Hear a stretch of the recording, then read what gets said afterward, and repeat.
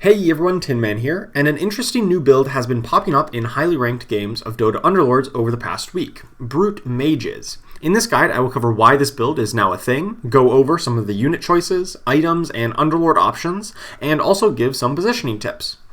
Brutes and Mages are a bit of an odd combination. They have not really been played too much together until just recently. So why is that? Well, Brutes in particular are very effective in the current meta, since so many builds rely on auto-attacking, like opposing Bloodseeker builds, or even Hunters, Knights, and even the occasional Assassin build get most of their damage from auto-attacks. The Brute debuff will cut those attacks down dramatically, but the Brutes themselves tend to lack a little bit of damage output. On the other hand, they do provide a good amount of tankiness and frontline for only a relatively small number of units, only needing 4 Brutes for maximum efficiency compared to, say, Warriors or Knights, who really need those 6 units to be as effective as possible. In the past, Brutes were often paired with Warlocks, Trolls, or Savages, but shifts in the meta, like nerfs to Savages, and changes to specific units, namely Shadow Shaman, have made those builds less than ideal. Now, though, it seems like Mages may be a great fit to complement Brutes. Keeper of the Light is such a powerful unit who can easily provide top damage in the mid and late game, and the Mage Alliance on Ogre Magi makes it fairly easy to splash 3 Mages into a Brute build. Since more traditional 6 mage builds have tended to fallen out of favor in the current meta, this means that most of their late game units are generally uncontested. Let's talk a bit about the core units here. Ogre Magi, Doom, Treant Protector, and Lifestealer. These 4 Brutes are going to make up the core of your build for most of the game. They provide some strong frontline tankiness, as well as respectable damage output in the early and mid game. Ogre Magi is going to be the key unit here to enable the Mage Splash, although he's probably the lowest impact Brute on his own. Doom and Treant Protector provide a lot of value without any other help, while Lifestealer will really want an attack speed item, which we'll discuss in a moment, in order to really shine. Keeper of the Light and Crystal Maiden, these 2 mages will combine with Ogre Magi to give the Mage Alliance, but also grant the Human Alliance, perfect for getting those high damage casts from Keeper of the Light as soon as possible. This variant of Brutes is really built around Keeper of the Light, so it's very important to get him to 2-star quickly so that you actually have good late game damage output, as the Brute's damage output will fall off come the late game. If you cannot find a Keeper of Light early enough in the game to ensure that you can get him upgraded quickly, then it's probably going to be better to transition to a different build if you don't have him right away. I like to call these next units almost core units, since they will very often be played, but the build can still technically function without them. By the very late game, both Axe and Lich are going to be ideal additions to this build. You want to get them in if you can find them. Axe can replace Treant Protector, Doom, or Lifestealer if you want to maintain exactly 4 Brutes. Lich typically will replace Crystal Maiden and will count as a Heartless if you still opt to keep in the Lifestealer. It will leave you without humans though, so make sure that you have a mana item for Keeper of Light to ensure he casts on time.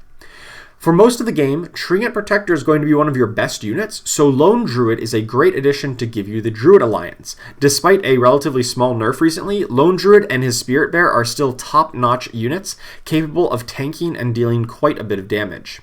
And then, of course, we have the boogeyman of the current format himself, Bloodseeker, who can very easily be played in this build since Ogre Magi will always be played. Bloodseeker is incredibly strong in the early game when Ogre Magi can be used as a sacrifice unit, although without a lot of other Bloodbounds, he does tend to fall off towards the later stages of the game. Look to get a Stonehull item to him to let him scale, or transition away from Bloodseeker once you find more powerful units at levels 9 and 10. In terms of other unit choices, Heartless units are still a very common addition to Brutes builds thanks to Lifestealer. Early game, it's very easy to include Pudge, Drow Ranger, and or Shadow Demon for some additional damage output. If the Mage path does not really come together, meaning you don't find a Keeper of the Light, it may be wise to pivot into a more Heartless focused composition and dealing physical damage rather than try to look to splash mages. Alternatively, you may find that you find a lot more mages in the early and mid game, and if you want to go up to 6 mages. I don't really think this variation is particularly strong though, as it does take up too many slots with relatively lackluster units in the end game. It's also a very rigid build path, meaning that you have very little flexibility to adapt to what units you find. But it is worth mentioning that 6 mages can be possible with this build if you find them early enough and it works out for you that way. In terms of items, Refresher Orb is one of the best items in the game. It's great on Lich or Keeper of Light to double up their high damage abilities. If you're using Lone Druid along with the Treant Protector, then this can be great to get a second Spirit Bear to easily overwhelm your opponents. Mask of Madness and Moonshard are great on Lifestealer. His Feast ability will trigger with every one of his auto attacks, so attack speed increasing items will allow him to carry fights into the late game. These items are especially important if you do not get a strong mage core together, since Lifestealer will be the main source of damage in the mid game. Stonehull Pike and Stonehull Cloak are amazing on Bloodseeker. He's going to be racking up a ton of kills, especially when paired up with Ogre Magi, but he does tend to fall off towards the late game.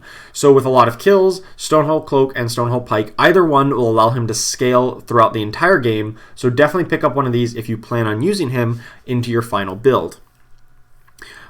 Mana items like Voidstone are really great to help Keeper of Light cast his Illuminate ability. He gains mana very slowly on his own, so it's especially important to have this item if you do not have the Human Alliance active.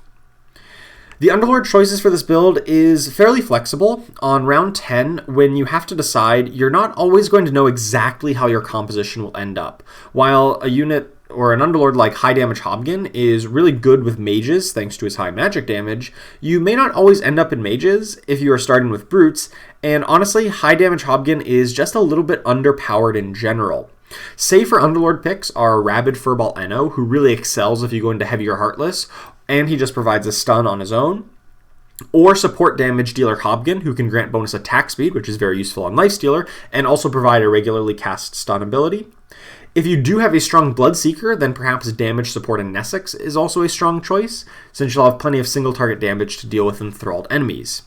Even if you get very unlucky and don't have any of those other Underlord choices, most Underlord options are just fine for the build. The Underlord synergies are not nearly as important in this build as they are for other builds, so feel free to pick up Jull in either mode who pairs up nicely with Brutes to bolster your front line. In terms of positioning, there's a couple key points you want to keep in mind here. First, you want to place sacrificial Bloodbound units furthest up in front. This maximizes their chances of being quickly targeted by the enemy. You want to place Bloodseeker near the back line.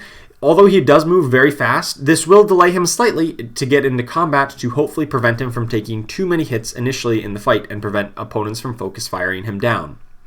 Place Keeper of Light in or near a corner. This positioning will prevent opposing units from getting behind or beside him, and that will let him cast his ability to target the maximum number of enemies. You do want to be aware of opposing pudges, though. If many opponents do have pudge, you want to make sure that Keeper of Light is not the furthest unit to get hooked. You want to place a less valuable unit, like say Crystal Maiden, in the corner instead. And finally, you want to place Doom and Lifestealer on the edges or behind tankier units. These are really high damage dealing units, and they should not be taking the brunt of opposing attacks by placing them front and center. Here's an example board with all of these principles at work. We have the Ogre Magi up front to soak initial attacks. We've got Bloodseeker in back to delay getting into combat, right next to Keeper of Light, who would typically be in the corner, but Crystal Maiden is there instead to bait opposing pudge hooks. Doom and Lifestealer are in the side and back spots where they will take less initial attacks than our tankier units like Pudge and Treant Protector, who are more central and forwardly located. So that does it for this new Brute Mages build. While it may not be the most dominant or the highest tier build, it is certainly an interesting and strong possibility that I think can work very well when uncontested. Don't forget to like and subscribe to the channel. If you do like this content and want to see more of it, please do consider supporting me by becoming a member of the channel. That will give you awesome perks like early access to guide videos just like this one, so that you can be ahead of the meta, but it's also critical to helping me continue to make this Underlords content that you all love. Extra special thanks to my Lord tier channel member, John Vise. Thank you all so much for watching, and I will see you next time.